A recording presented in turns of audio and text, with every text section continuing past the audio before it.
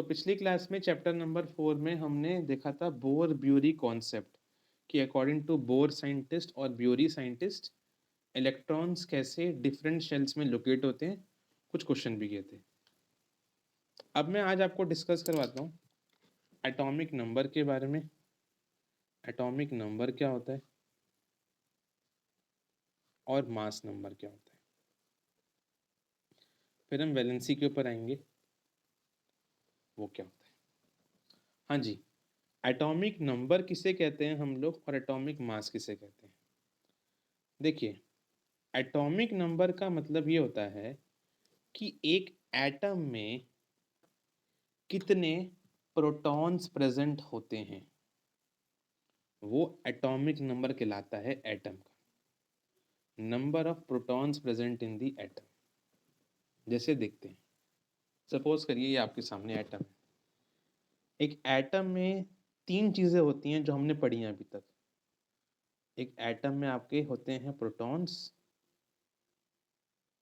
बाकी होते हैं इलेक्ट्रॉन्स और न्यूट्रॉन्स। एक एटम में प्रोटॉन्स का नंबर कितना है, नंबर ऑफ प्रोटॉन्स कितने हैं एक एटम के अंदर, बस इसी को कहा जाता है atomic number. Atomic number of the atom. Protons कितने। अब ध्यान रखिए, क्योंकि एक एटम में प्रोटॉन्स और इलेक्ट्रॉन्स दोनों वो भी सेम ही होते हैं।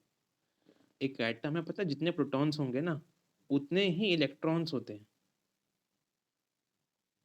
तो हम ये भी कह सकते हैं कि प्रोटॉन्स या इलेक्ट्रॉन का नंबर एटम में एटॉमिक नंबर कहलाता है। बट कुछ ऐसे केस भी आएंगे आपके सामने क्वेश्चन करते समय जहां प्रोटॉन्स और इलेक्ट्रॉन का नंबर सेम नहीं होगा।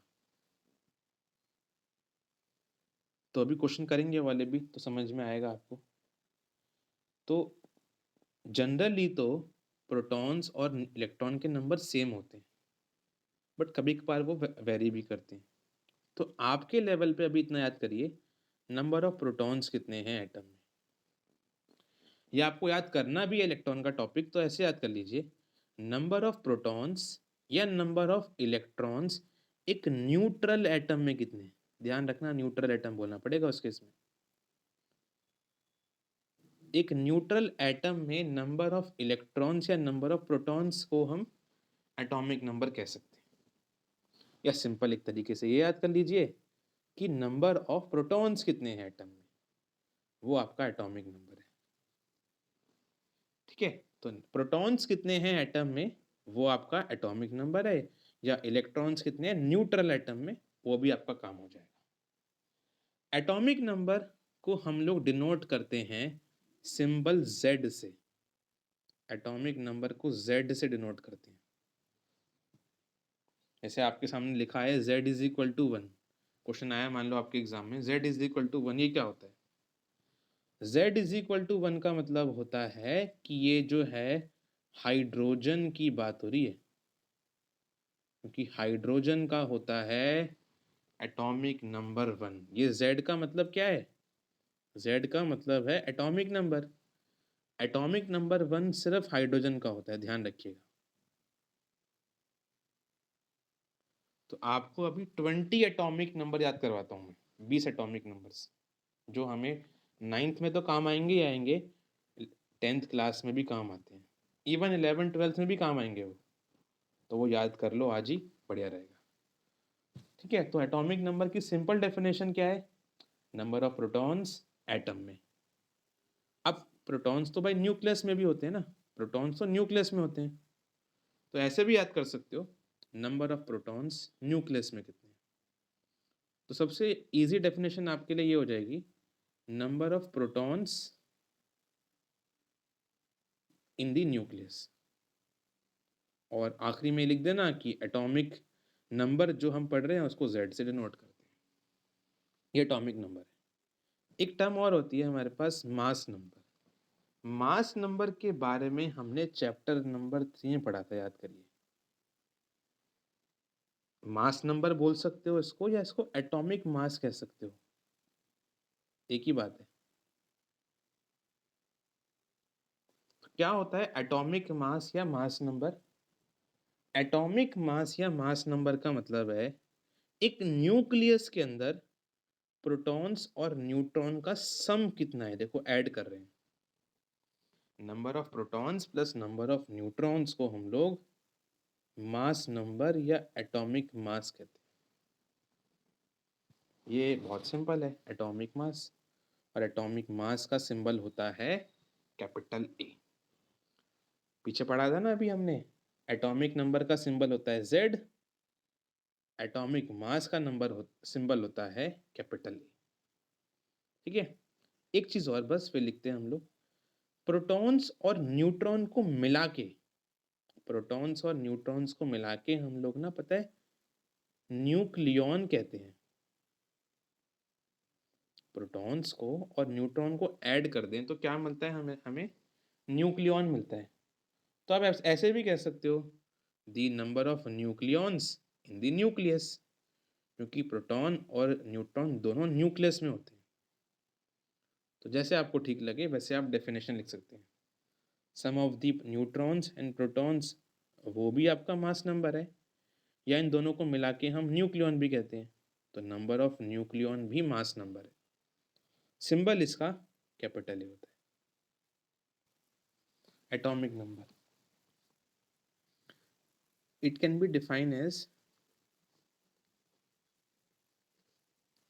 The number of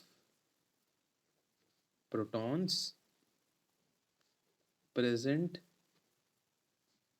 in the nucleus of atom। एक न्यूक्लियस में कितने प्रोटॉन्स हैं उसे एटॉमिक नंबर कहते हैं। या एक और डेफिनेशन बन सकती है इसकी, the number of electrons, electrons कितने हैं एक न्यूट्रल एटम में, एक न्यूट्रल एटम में कितने आपके इलेक्ट्रॉन्स हैं उसे भी हम कह सकते हैं। ध्यान रखना, अगर आप इलेक्ट्रॉन्स लिखोगे तो न्यूट्रल वर्ड लिखना ना, वरना ये डेफिनेशन ही लिख सकते हो। स्टार पॉइंट एटॉमिक नंबर का सिंबल क्या है? Atomic number is shown by, is represented by Z symbol, है ना, जेड से डिनोट करते हैं इसको। अभी एटॉमिक नंबर स्टार्टिंग के 20 एलिमेंट्स की याद करेंगे ना। एटॉमिक नंबर, एटॉमिक नंबर हो गया। मास नंबर क्या होता है, या एटॉमिक मास किसे कहते हैं?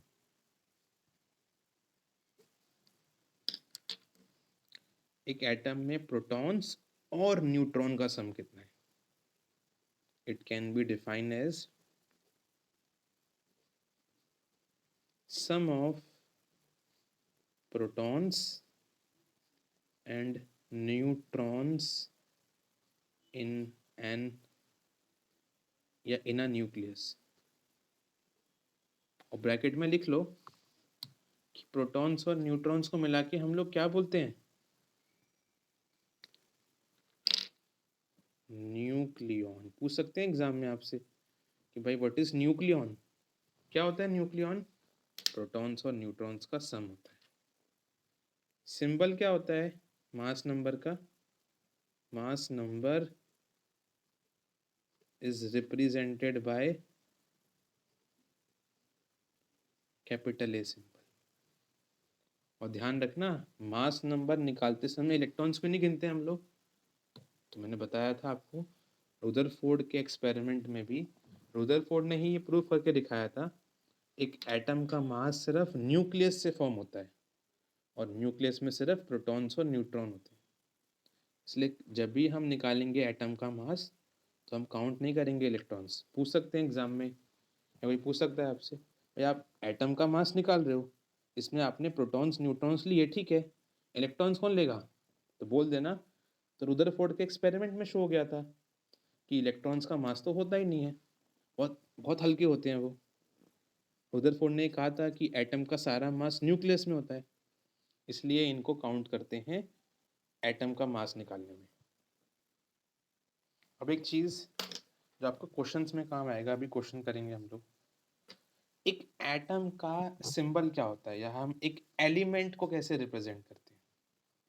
एक एलिमेंट को रिप्रेजेंट कैसे करते हैं? Representation of an element. मान लो आपको एक एलिमेंट को रिप्रेजेंट करना है, कैसे करोगे? जब क्वेश्चन आएंगे आपको तो वो किस फॉर्म में आएंगे? देखिए, तो हम कैसे रिप्रेजेंट करते हैं एक एटम को या एक एलिमेंट को? एक एलिमेंट को रिप्रेजेंट करने का तरीका होता है उस एलिमेंट के एटम का सिंबल जो है। जैसे मैंने यहाँ पर Cl लिख रखा है, चैप्टर नंबर 3 याद करो, आपको पढ़ाया था क्लोरीन के एटम का सिंबल क्या होता है? Cl। तो उस एटम के या उस एलिमेंट के सिंबल को लिखिए, Cl लिख दिया। अब उस एलिमेंट का जो एटॉमिक नंबर है वो नीचे लिखिए। क्लोरीन का एटॉमिक नंबर 17 होता है, ध्यान रखिएगा। तो 17 नीचे लिखा गया है, और जो उसका मास नंबर होता है, मास नंबर या एटॉमिक मास, वो ऊपर आएगा। ऐसे रिप्रेजेंट करते हैं किसी भी एलिमेंट को। तो मान लो क्वेश्चन आएगा ना, तो आपको वो इस फॉर्म में रिप्रेजेंट करेंगे। मान लो x एक एलिमेंट का या एटम का सिंबल है। मैंने पढ़ाया आपको अभी, एटॉमिक मास A से रिप्रेजेंट करते हैं, ऊपर एटॉमिक मास होता है, ये देखो, और नीचे होता है आपका एटॉमिक नंबर, Z से डिनोट करते हैं। तो इस फॉर्म में आपको क्वेश्चन दिया जाएगा, जो भी क्वेश्चन करेंगे भी हम इस चैप्टर में, कि एक एलिमेंट को इस तरीके से रिप्रेजेंट करेंगे। इसमें x क्या बता रहा है? उसके एटम का सिंबल। इसमें z क्या बता रहा है? Atomic number. और a क्या बता रहा है? एटॉमिक मास या मास नंबर। तो ये आपको ध्यान रखना है कि ऐसे हम एक एलिमेंट को रिप्रेजेंट करेंगे। तो कैसे रिप्रेजेंट करते हैं एलिमेंट को? x z a, ऐसे रिप्रेजेंट करते हैं एलिमेंट को। अब मुझे बताओ यहाँ पर z क्या है? सिंबल ऑफ एटम, उस एलिमेंट के एटम का सिंबल।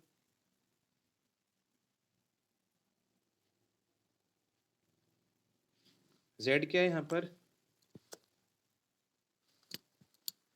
z से क्या शो करते हैं हम लोग? एटॉमिक नंबर, पढ़ा अभी हमने। और क्या शो करते हैं हम लोग a से? एटॉमिक मास या मास नंबर।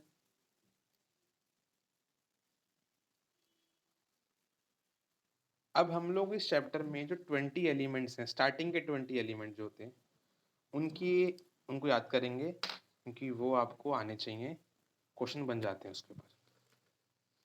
तो क्वेश्चन कैसे बनेंगे वो तो देखेंगे हम। पहले हम एलिमेंट्स को देखते हैं। 20 एलिमेंट्स कौन से? हेडिंग लिखिए, फर्स्ट 20 एलिमेंट्स।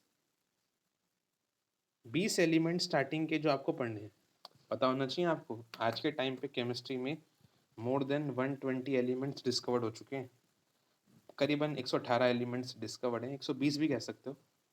तो हमें सिर्फ 20 एलिमेंट्स पढ़ने हैं, बाकी एलिमेंट्स आप ग्रेजुअली पढ़ोगे बड़ी क्लासेस में। सबसे पहला एलिमेंट इस दुनिया में जो है, हाइड्रोजन। अच्छा, ऐसे ऐसे टेबल तैयार करो, आप एक टेबल तैयार करो ऐसे, एलिमेंट्स के यहाँ पर नेम लिखेंगे, फिर उस एलिमेंट का सिंबल लिखेंगे हम लोग, फिर उस एलिमेंट का एटॉमिक नंबर लिखेंगे हम लोग, फिर हम लोग उस एलिमेंट की इलेक्ट्रॉनिक कॉन्फ़िगरेशन लिखेंगे, जो मैंने आपको सिखा रखी है, और आखिरी में कॉलम छोड़ दो वैलेंसी का। जो पढ़ाऊंगा मैं अभी आपको, तो आपसे फिल करवाऊंगा। तो हम एक टेबल तैयार ऐसे करेंगे, एलिमेंट्स, उनका सिंबल, उनका एटॉमिक नंबर, उनका इलेक्ट्रॉनिक कॉन्फ़िगरेशन, उनकी वैलेंसी। तो ऐसे एक टेबल तैयार कर लीजिए। चलिए देखते हैं। तो आपने हाइड्रोजन लिख लिया। हाइड्रोजन का सिंबल बता सकता है मुझे कोई, क्या होता है? H। एटॉमिक नंबर कितना होता है, बस बढ़ते रहो वन बाय वन बढ़ते रहो, पहला एलिमेंट लिखा है तो पहला ही होगा। अब इलेक्ट्रॉनिक कॉन्फ़िगरेशन क्या होगी, याद करो बोर साहब ने कहा था फर्स्ट शेल में 2 इलेक्ट्रॉन आएंगे। अब इसके पास इलेक्ट्रॉन तो एक ही है, तो फर्स्ट शेल में इलेक्ट्रॉन एक ही आएगा। वैलेंसी अभी बाद में पढ़ेंगे, छोड़ दो अभी इसको। नंबर 2 एलिमेंट कौन सा है हमारे पास, हाइड्रोजन के बाद हमारे पास आता है हीलियम। हीलियम का सिंबल होता है हमारे पास He, capital H small e। Atomic number कितना है, एक आगे बढ़ जाओ 2।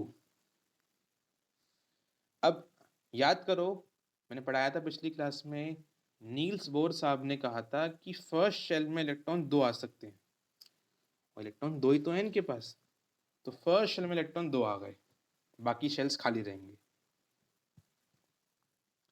थर्ड एलिमेंट आपको याद करना है, होता है lithium. Hydrogen helium lithium, third element ये। सिंबल क्या है देखो इसका, देखो सिंबल कैसे आ रहे हैं। हाइड्रोजन का मैंने उठा लिया था फर्स्ट ये अल्फाबेट, इसका उठाया मैंने स्टार्टिंग के 2, ऐसे यहाँ के 2 उठा लो, Li capital L small i, तो ये हो गया इसका सिंबल। इसकी एटॉमिक नंबर कितना होगा, एक आगे बढ़ जाओ भाई, 2 के बाद क्या आएगा 3, तो एटॉमिक नंबर हो जाएगा इसका 3।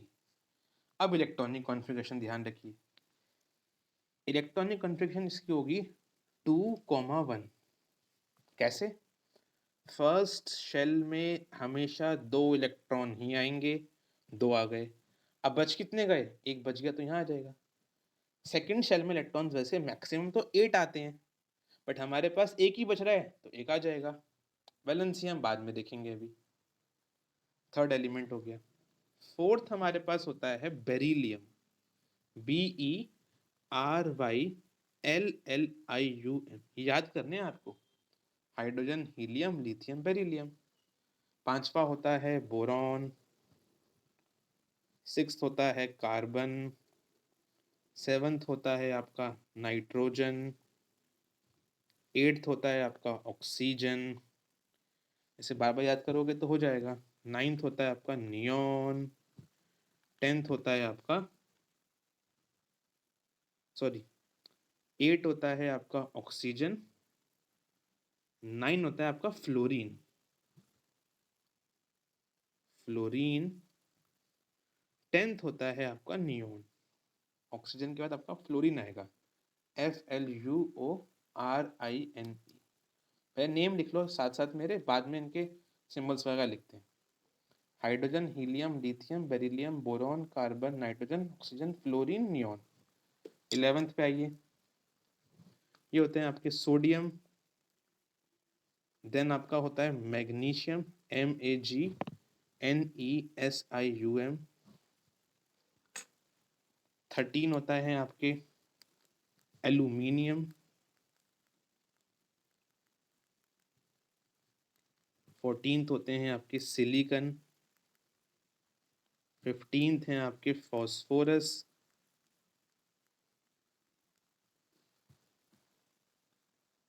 16th हैं आपके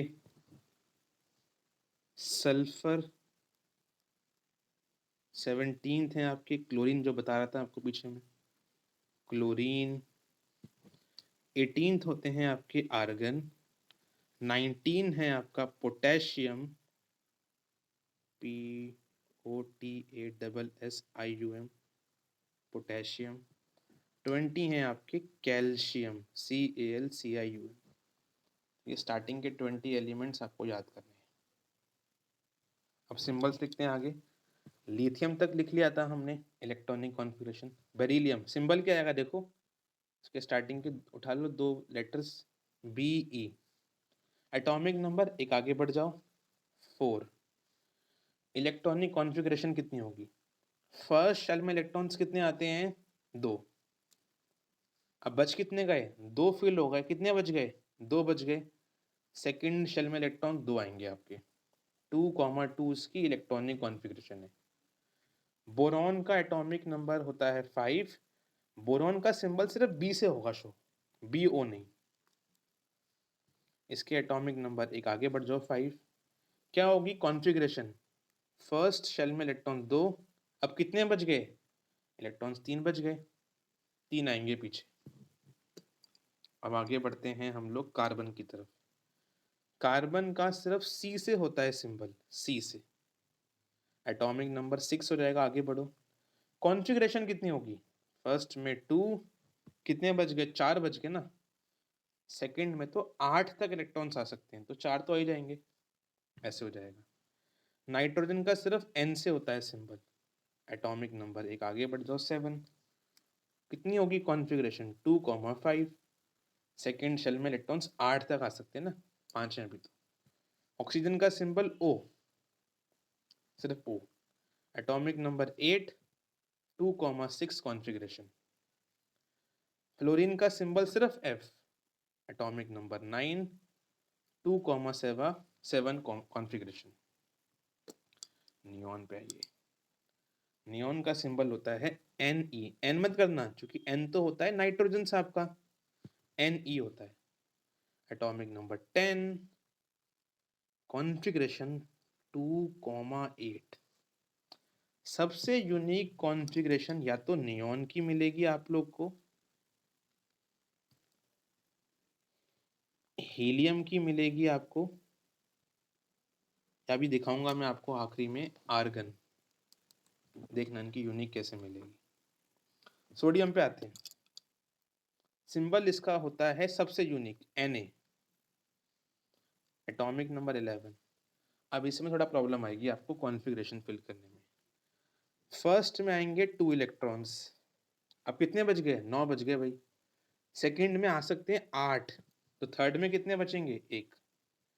फर्स्ट में 2 इलेक्ट्रॉन्स आ गए, सेकंड में 8 तक आ सकते हैं, 8 भी आ रहे हैं इसमें, 10 हो गए, एक बचेगा, यहाँ आ जाएगा। अब देख रहे हो यूनिक चीज क्या है? अभी तक आपके या तो एक शेल या 2 शेल यूज हो रहे थे, अब हमारे पास थर्ड शेल आ गए, याद है ना? फर्स्ट शेल को के बोलते हैं, फिर एल, फिर एम, एम शेल तक 3 शेल आ गए हमारे पास। मैग्नीशियम पे आइए, सिंबल होता है M G, M G, atomic number 12। अब फिल करिए, 2, 8, 2, 12 है ना, पहले में 2, फिर 8, फिर 2। एल्यूमिनियम का होता है Al13 symbol, atomic number sorry 283 configuration. Silicon का Si14, 284। सिर्फ पी होता है फॉस्फोरस का, 15 से इसको हम लोग जो है वो शो करेंगे, और 285 इसका होता है कॉन्फ़िगरेशन। सल्फर का सिर्फ एस होता है, सिलिकॉन का Si होता है, ध्यान रखना, 16, 286। क्लोरीन का C और स्मॉल l, 17, 287। अब आर्गन यूनिक है भाई, सिंबल तो इसका Ar है, एटॉमिक नंबर इसका 18 है। अब ध्यान दो, पहले में आ गए इलेक्ट्रॉन्स 2, दूसरे में 8 आ गए, कितने बच गए? अब 8 बच गए, यहाँ पर भी 8। इसके पास ये होती है कॉन्फ़िगरेशन 288। पोटेशियम पे आते हैं, सिंबल होता है K, 19 इलेक्ट्रॉन्स और प्रोटॉन्स, एटॉमिक नंबर 19 है। 2, 8, 10 हो गए, 9 बच रहे हैं, यहाँ पर 8 और फिर 1। अब आप बोलोगे ऐसे क्यों सर? आपने पढ़ा था थर्ड शेल में इलेक्ट्रॉन्स 18 तक आ सकते हैं, मैंने यहाँ पर 9 क्यों नहीं लिखे? इसलिए नहीं लिखे क्योंकि पोटेशियम एक छोटा एलिमेंट होता है, इसके थर्ड शेल में इलेक्ट्रॉन्स 9 नहीं आ सकते, 8 ही आते हैं, इसलिए इसके पास 8 आएंगे, ध्यान रखिएगा। इसके पास फोर्थ शेल आ गया, देखो अब तक 3 शेल थे, फोर्थ शेल आ गया। कैल्शियम का होता है Ca सिंबल 20, 2882। ये होती है कॉन्फ़िगरेशन। तो आपको ये सब याद करना है 9th के हिसाब से।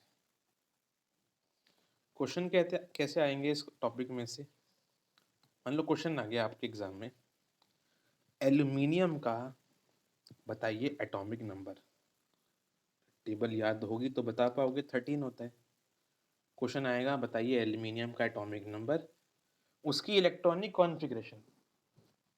एटॉमिक नंबर पता है तो आप बना सकते हो, 283 इलेक्ट्रॉनिक कॉन्फ़िगरेशन। मान लो ये पूछ सकता है वो आपसे कि एल्यूमिनियम के पास इलेक्ट्रॉन्स कितने हैं वो बताइए। तो बता सकता है इलेक्ट्रॉन्स कितने हैं एल्यूमिनियम के पास? आपको पता है सिर्फ इसका एटॉमिक नंबर 13 है, आपको इतना पता है, उससे आप बना सकते हो उसकी इलेक्ट्रॉनिक कॉन्फ़िगरेशन गिरा। इलेक्ट्रॉन्स कितने हैं उसके पास? मैंने बताया था, जितना हमारा एटॉमिक नंबर होता है, एटॉमिक नंबर का मतलब है हमारे पास कितने प्रोटॉन्स हैं। एटॉमिक नंबर प्रोटॉन्स बताता है, जितने हमारे पास प्रोटॉन्स होते हैं, इलेक्ट्रॉन्स भी जनरली उतने ही होते हैं अगर एटम न्यूट्रल है। यहाँ देखो, ये न्यूट्रल ही तो है। न्यूट्रल कैसे आपको दिखेगा? कुछ ऊपर नीचे इसके प्लस माइनस साइन तो दिखा रखा नहीं है ना, नहीं, सिंपल दिखा रखा है ये। तो उसके पास जितने एटॉमिक नंबर है मतलब उतने प्रोटॉन्स हैं, उतने ही इलेक्ट्रॉन्स होते हैं। अब ये ऐसे आप बता सकते हो। अब हमारी हेडिंग आती है वैलेंसी, ये भी इंपॉर्टेंट चीज़ है, समझते हैं वैलेंसी क्या होती है। वैलेंसी का मतलब होता है एक एटम के आउटर मोस्ट शेल में कितने इलेक्ट्रॉन्स प्रेजेंट हैं, उसको हम वैलेंसी कहते हैं। वैलेंसी समझने से पहले आपको पता होना चाहिए वैलेंस इलेक्ट्रॉन क्या होते हैं। वैलेंस इलेक्ट्रॉन क्या होते हैं दोस्तों?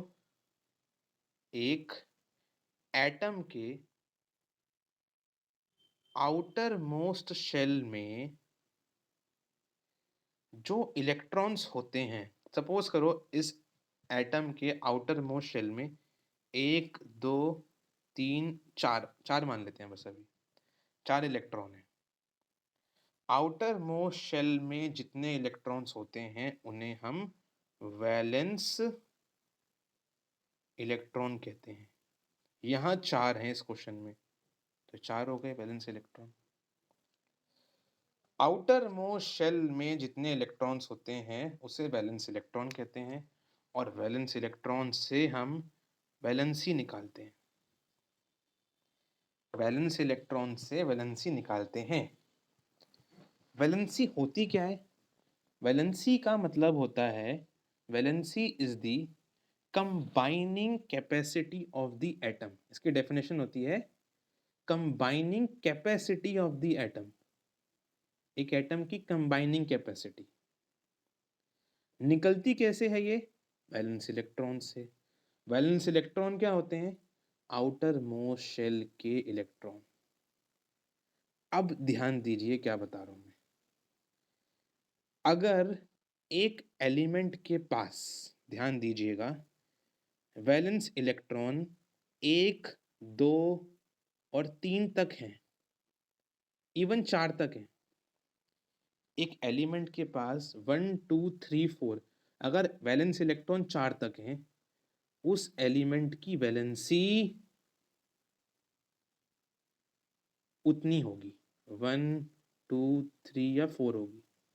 अगर आपके पास आउटर मोस्ट शेल में, वैलेंस शेल में इलेक्ट्रॉन 1 है, आपकी वैलेंसी 1 होगी। आपके पास इलेक्ट्रॉन 2 है, वैलेंसी 2 होगी। आउटर मोस्ट इलेक्ट्रॉन 3 है, वैलेंसी 3 होगी, वरना 4 होगी। अगर वैलेंस इलेक्ट्रॉन 4 तक है, वैलेंसी उतनी होने वाली है। अगर वैलेंस इलेक्ट्रॉन 5 6 7 या 8 है, वैलेंस इलेक्ट्रॉन, तो वैलेंसी निकलेगी आपकी 8 में से इनको माइनस करके। अगर आपके पास वैलेंस इलेक्ट्रॉन 5 6 7 8 हैं, तो वैलेंसी निकलेगी 8 में से माइनस करके। जैसे अगर आपके पास 5 इलेक्ट्रॉन्स हैं, तो 5 को 8 में से माइनस करो, कितना आंसर आएगा? -3। 5 वैलेंस इलेक्ट्रॉन होने पे वैलेंसी माइनस में आएगी, ध्यान रखिएगा। क्योंकि 8 में से माइनस करना है, 8 को नहीं माइनस करना, 8 में से माइनस करना है। अगर आपके पास इलेक्ट्रॉन 6 हैं तो बताओ वैलेंसी कितनी होगी? 6 माइनस 8 मतलब -2। अगर वैलेंस इलेक्ट्रॉन 7 हैं तो 7 माइनस 8 -1। और अगर वैलेंस इलेक्ट्रॉन 8 हैं तो 8 माइनस 8 0 वैलेंसी भी हो जाती है। 0 वैलेंसी का मतलब है एलिमेंट नहीं करेगा कंबाइन किसी से। वैलेंसी का मतलब है कंबाइनिंग कैपेसिटी, एटम कंबाइन करेगा नहीं। तो वैलेंसी की डेफिनेशन क्या होती है? पहले वैलेंसी एक टर्म होती है और एक टर्म होती है आपकी वैलेंस इलेक्ट्रॉन, दोनों को समझते हैं साथ में। पहले आप लिखिए वैलेंस इलेक्ट्रॉन की डेफिनेशन। वैलेंस इलेक्ट्रॉन की डेफिनेशन लिखिए पहले। क्या होती है definition? The outer most shell, outer most electron present in outer most shell. Outer most shell में आउटर मोस्ट इलेक्ट्रॉन कहलाते हैं वैलेंस इलेक्ट्रॉन। लास्ट शेल में जो इलेक्ट्रॉन्स होंगे वो कहलाते हैं वैलेंस इलेक्ट्रॉन। तो वैलेंसी क्या होती है? The combining capacity, the combining capacity of element. कैसे निकलती है valency? And is calculated from valence electron. Valence electron से ये निकलती है। कैसे निकलेगी? Star point. अगर वैलेंस इलेक्ट्रॉन 1 से लेके 4 तक है तो क्या होगा? If valence electron are 1 2 3 4, valency कितनी होगी आपकी? सेम, 1 या 2 या 3 या 4 रिस्पेक्टिवली।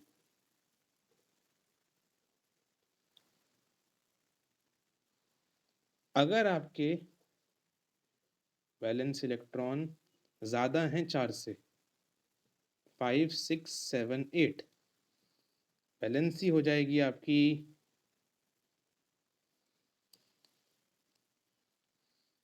Calculated by subtracting 8। तो आंसर क्या आएगा 5 इलेक्ट्रॉन होने पे? सो इन दिस केस 5 माइनस करो 8 से, -3 -2 -1 0 आर वैलेंसी रिस्पेक्टिवली।